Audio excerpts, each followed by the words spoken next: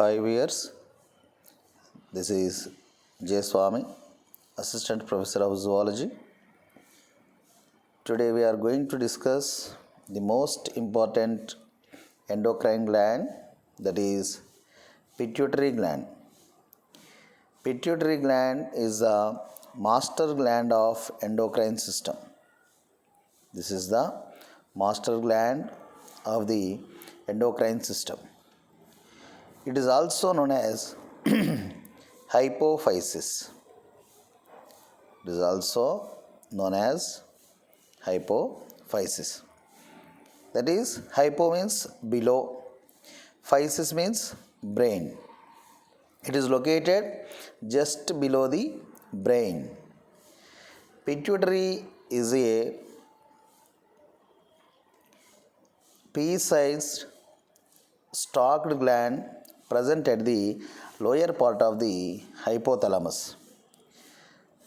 So size may be vary. It is roughly 1 centimeter in diameter, weighs of about 0.5 grams. Weighs of about 0.5 grams, and it is located in the sella turcica of the sphenoid bone. Sella turcica of the sphenoid bone. It is located inferior to the hypothalamus and is connected to it by a stalk-like structure which is known as the infundibulum. It is get connected to the hypothalamus by a small stalk-like structure which is known as the infundibulum. Here you can see, actually here it is the pituitary gland, and it is get attached to the hypothalamus through a stalk-like structure that is nothing but the infundibulum. If you observe the detailed structure of the pituitary gland, it has two parts. One is the anterior pituitary, another one is the posterior pituitary. This posterior pituitary is also known as the neurohypophysis. Neurohypophysis. This pituitary gland divided into two lobes. One is adenohypophysis, another one is neurohypophysis. Neurohypophysis is also known as the posterior pituitary, which secretes oxytocin and vasopressin like hormones. And here adenohypophysis, it consists of the anterior pituitary lobe, otherwise it is also known as the pars distalis, and another intermediary lobe which is known as the pars intermedia. Both these lobes, anterior pituitary and the pars intermedia, both of them, they are collectively called as the adenohypophysis, whereas the posterior pituitary, that is individually it is known as the neurohypophysis. Here the neurohypophysis, otherwise the posterior pituitary gland, it is only stores and releases the hormones temporarily. All these hormones basically produced from the hypothalamus only. This hypothalamus consists of different kinds of nuclear cells. Generally they are supraoptic nucleus, paraventricular nucleus. They synthesize the oxytocin and vasopressin. They release the hormones into posterior pituitary through the axonal transport. This posterior pituitary temporarily stores these hormones, and whenever it is necessary to release, then that is released into the bloodstream. Whereas here adenohypophysis, hypophysis, as we know the brain, and adeno, it is related to somewhat glandular. That is, adenohypophysis at its own, it can synthesize the hormones. So like the growth hormone, prolactin, thyroid stimulating hormone, adrenocorticotropic hormone, luteinizing hormone, and the follicle stimulating hormone. All these hormones are get synthesized and released from the anterior lobe. So that is anterior lobe basically made up of the glandular tissue, so that it can produce the synthesize the hormones. At the same time, the pars intermedia here that produces the MSH, melanocyte stimulating hormone. If you observe the origin of the pituitary gland, the posterior pituitary, otherwise a neurohypophysis, the origin is in the nervous tissue and it is continuous with the brain. It origins from the nervous tissue and it is continuous with the brain. Here you see this is the part of the hypothalamus and it is the extension of the hypothalamus that looks like. Then it is formed as an outgrowth of the inferior part of the hypothalamus. The outgrowth forms the infundibulum and the distal end of the infundibulum enlarges to form the posterior pituitary, whereas the anterior pituitary, otherwise adenohypophysis, arises as an outgrowth of roof of the embryonic oral cavity, which is known as the Rathke's pouch. Which is known as the Rathke's pouch. The outgrowth that extended towards the posterior pituitary loses its connection with the oral cavity and becomes the anterior pituitary. That indicates that posterior pituitary that arises from the nervous tissue and it is the extension of the hypothalamus, whereas the anterior pituitary, although it is glandular, it is originated from the as the outgrowth of the embryonic oral cavity, which is known as the Rathke's pouch. So later on it detaches from the oral cavity and attached to the posterior pituitary. And here just now we discussed that adenohypophysis consists of pars distalis, that is the largest section, and the pars tuberalis, otherwise the pars intermedia. And here the neurohypophysis consists of pars nervosa, the bulk of the posterior pituitary median eminence, the upper section of the neurohypophysis above the pars tuberalis as the infundibular stalk, otherwise the stem which connects the pituitary to that of the hypothalamus. Then if you observe furthermore the neurohypophysis is an extension of the hypothalamus composed of bundles of neurons. So here you can see bundles of neurons. So all these neurons basically they are paraventricular nucleus and otherwise a supraoptic nucleus type of neurosecretory neurons. So these neurons they secrete hormones and they release the hormones, transport the hormones into the posterior pituitary, and here temporarily they store as and when there is a need they'll release into the bloodstream. So that much we should know. And if you come to the connection between the hypothalamus and the adenohypophysis, see the anterior pituitary is a classical endocrine gland that secretes all the protein or peptide hormones. The hypothalamus establishes functional relationship with the anterior pituitary through vascular connections. That is a branch of hypophyseal artery that ramifies into two capillary beds, one in the lower part of the hypothalamus and the other in the anterior pituitary. Here you can see, so these are the artery, hypophyseal artery, see that connects the one side with the hypothalamus, another side with the anterior pituitary. These two capillary beds that they are connected by the hypothalamic and the hypophyseal portal veins. Hypothalamic and the hypophyseal portal veins.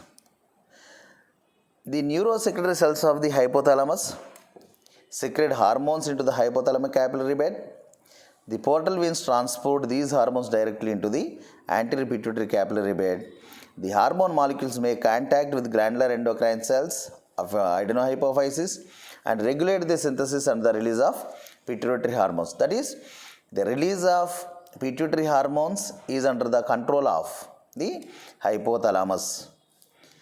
Just now we discussed that is the posterior pituitary or neurohypophysis is an extension of the hypothalamus, and it is get connected through the pituitary stalk, and it has the connections with the many number of neurons and their axons. A single capillary bed is present in the neurohypophysis. The axons of the hypothalamic neurosecretory cells make direct contact with this capillary bed. The hypothalamus produces vasopressin and the oxytocin and releases them into this capillary bed, from where they enter into the hypophyseal blood circulation. Then they will be released into the cavity of the posterior pituitary. That is, the nervous and endocrine systems are integrated with each other through hypothalamo-pituitary axis and control the endocrine functions of the body. Then come to the hormones of the pituitary gland. Here there are different hormones. Some of them they are produced from the adenohypophysis, and some of them they are produced from the posterior pituitary or neurohypophysis. Let us see the hormones of the anterior pituitary gland. Anterior pituitary gland. Here, first one is the growth hormone. Growth hormone is also known as the somatotrophic hormone. Somatotrophic hormone. Chemically, it is a protein and it promotes the growth of bones, of the limbs. Overproduction of this hormone results in the gigantism. Overproduction of the hormone leads to the gigantism, otherwise pituitary giants. In this condition, the affected person becomes tall and their height ranges from 7 to 9 feet instead of 6. Conversely, its underproduction, that is deficiency of the hormone in childhood, results in a condition which is known as dwarfism, otherwise pituitary dwarfs, in which the affected persons become abnormally short. Overproduction in adults, that results in acromegaly.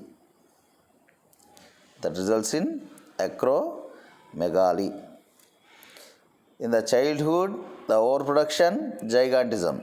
In adults, overproduction, acromegaly.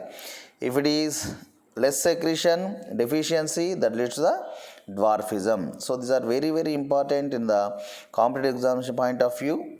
So we have to remember them thoroughly. So this is a growth hormone.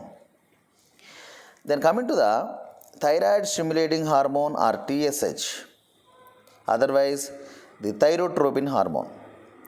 This thyrotropin or thyroid stimulating hormone stimulates the thyroid gland, which is located at the throat region, to release two of its own hormones, that is triiodothyronin and tetraiodothyronin. Triiodothyronin and the tetraiodothyronin, otherwise we can call it as the thyroxine hormone, which regulates the metabolic rate of the bodies. So that is thyroid stimulating hormone produced from the anterior pituitary. Then coming to the ACTH, adrenocorticotropic hormone, It is also called as a corticotrophin or adrenocorticotrophin. Its target organ is the adrenal cortex. If you see, this is the kidney, and here you can see the adrenal gland. Within the adrenal gland, there is a cortex and medulla. So the target is the cortex. The target is the cortex of the adrenal gland.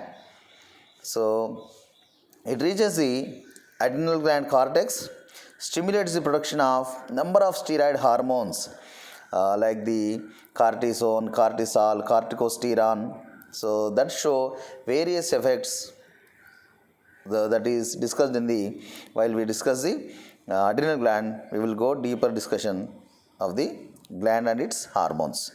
Then coming to the prolactin. Prolactin hormone, it is also called as the lactogenic hormone, otherwise the luteotrophic hormone, otherwise luteotrophin. Prolactin is also known as lactogenic hormone which stimulates the production of the milk, otherwise luteotrophic hormone are also known as the luteotrophin. In women, it controls the growth of mammary glands and milk production. Overproduction of prolactin results in the galactorrhea, an abnormal condition characterized by higher milk production. In mammals, it also stimulates the production of progesterone by the ovaries. In pigeons and certain other birds which feed their young ones with their milk, prolactin stimulates the production of crop milk. Crop milk. So it is a lactogenic hormone. Then coming to the luteinizing hormone. Luteinizing hormone. See here, there are two hormones left. Luteinizing hormone and the follicle stimulating hormone. Both of them, they are known as the gonadotrophins. Gonadotrophins include group of sex hormones that stimulates gonads, that is testes in males, ovaries in females. The follicle stimulating hormone, that is stimulates the ovaries and the gonads, whereas the luteinizing hormone that facilitates the release of ovaries and as well as the release of sperms. Here the interstitial cells are there that are stimulated by these hormones, so it is also known as the ICSH. ICSH, interstitial cell stimulating hormone. Right? So both of them, they promote the gonadal maturity, okay, and production of male and female gametes. Male and female gametes. These all are the hormones of the anterior pituitary. So here in this table, there is no intermediary lobe, but the intermediary lobe that produces the melanocyte stimulating hormone, it is also known as the intermedin. Melanocyte stimulating hormone, otherwise the intermedin. Then come to the posterior pituitary hormones, that is the hormones from the neurohypophysis. The neurohypophysis stores and releases two neuropeptide hormones. The chemical nature is neuropeptides.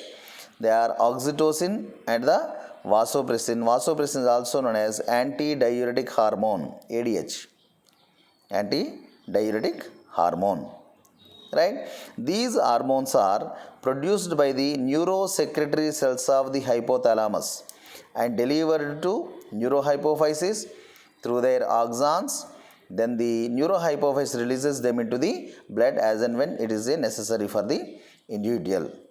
Then if you see the vasopressin, otherwise the antidiuretic hormone, otherwise the oxytocin. Oxytocin controls sexual development. In women, it causes the contraction of the uterus at the time of childbirth. It also stimulates milk ejection from the breast of the lactating women by causing the contraction of muscle fibers in the milk ducts. In women, oxytocin is responsible for the maternal behavior. It also plays a significant role in bonding and orgasm in both males and females, and in the ejaculation of semen in males. There are various roles that is taken up by the oxytocin. And if you come to the vasopressin, vasopressin is also known as the antidiuretic hormone, ADH. It increases the reabsorption of water by the collecting ducts of the nephrons. ADH also causes constriction of blood vessels and adjusts the blood pressure. Insufficient of ADH, if there is a less ADH secretion, that leads to a particular disease which is known as diabetes insipidus. Diabetes insipidus, a condition in which large amounts of urine are produced, that is a polyuria. So there is another disease like the diabetes mellitus, which is caused by the deficiency of the insulin hormone. Let us see some of the diagrams related to the diseases. See here,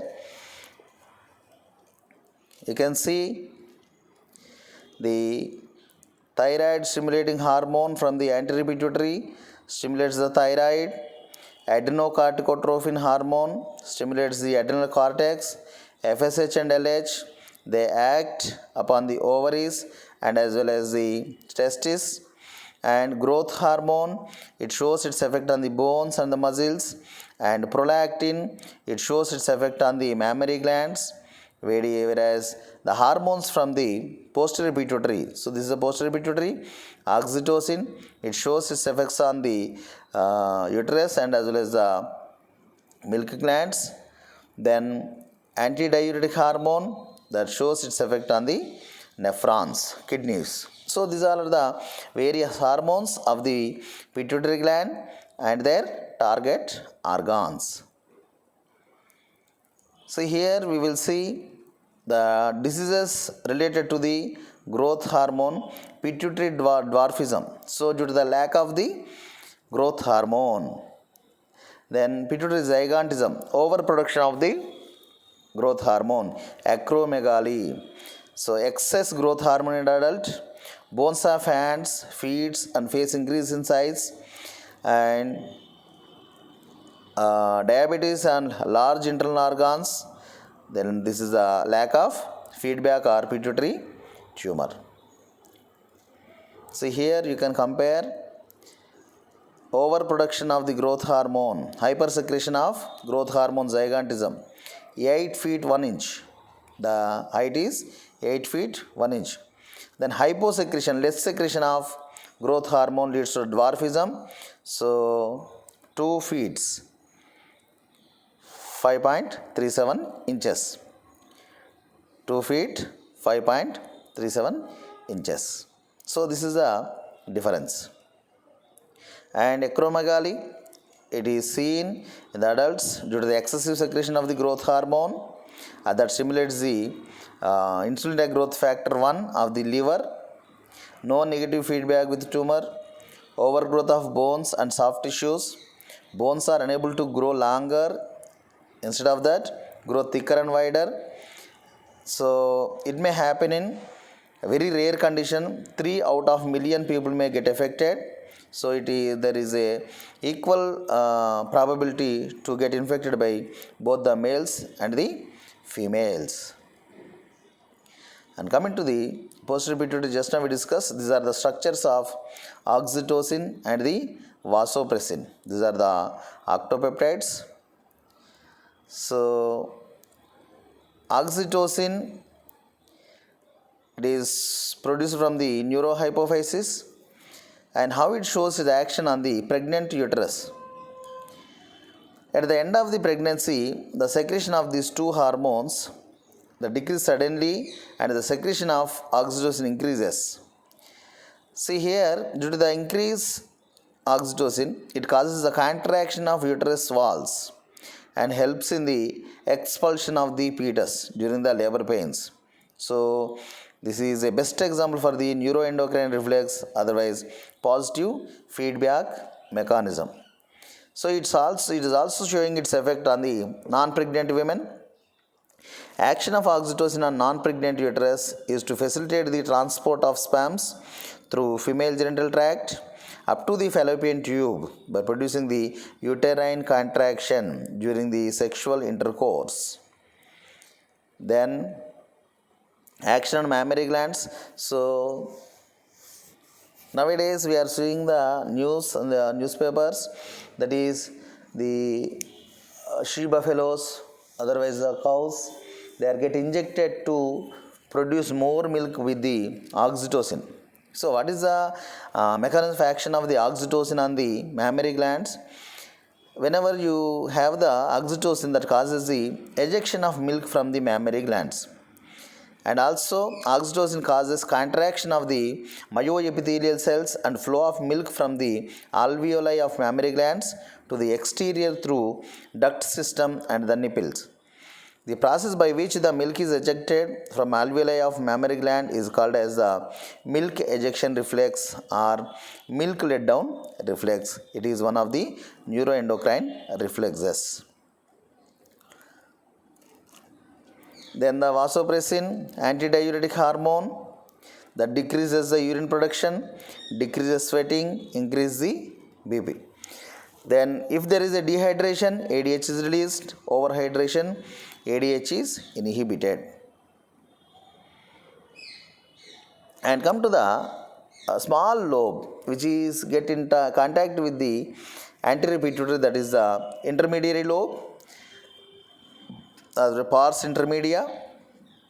In adult humans, the intermediate lobe is a thin layer of cells between the anterior pituitary and the posterior pituitary glands. It can be regarded as the boundary between the two lobes. It is also known as the pars intermedia. It is often considered part of anterior pituitary. The main function of the intermediate lobe is to produce melanocyte stimulating hormone, MSH, melanocyte stimulating hormone. The main function of the MSH is MSH stimulates the production and release of melanin in skin, hair and eyes. It does this by inducing skin cells called the melanocytes to produce a pigment called the melanin. MSH actions in the brain have effects on the appetite and the sexual arousal. Then coming to the hypothalamus. Hypothalamus also has, it plays a master role. Master endocrine system, master gland is the endocrine system. So it plays a master role. It synthesizes, releases certain hypophysiotrophic hormones which are regulates the synthesis of the hormones from the anterior pituitary. For example, if you observe the hormones which are produced from the hypothalamus, thyrotropin releasing hormone. Thyrotropin releasing hormone, it releases from hypothalamus and reaches the adenohypophysis, and thereby the adenohypophysis produces thyroid stimulating hormone. Then if it is corticotropin releasing hormone, it produces the ACTH. Gonadotropin releasing hormone, that the adenohypophysis releases the FSH and the LH. And growth hormone releasing hormone, it releases the growth hormone, otherwise the somatotrophic hormone. And another hormone here you can observe, growth hormone inhibiting hormone. So whenever it is a releasing hormone, that releases a growth hormone. If it is inhibiting hormone, growth hormone releasing will be stopped. And prolactin releasing factor, that releases a prolactin, and prolactin inhibition factor, otherwise hormone, that inhibits the prolactin. That is releasing and inhibiting hormones of certain adenophysis hormones are produced from the hypothalamus. So they play a major role in the releasing of hormones from the anterior pituitary and inhibition of the hormones from the anterior pituitary. Here you can see a tabular form. GnRH, CRH, that is gonadotropin releasing hormone, then corticotrophin releasing hormone, thyrotrophin releasing hormone, prolactin releasing hormone, growth hormone releasing hormone. All these are produced from the hypothalamus and act upon the adenohypophysis. Gonadotrophin releasing hormone produces the FSH and LH. CRH stimulates the production of ACTH.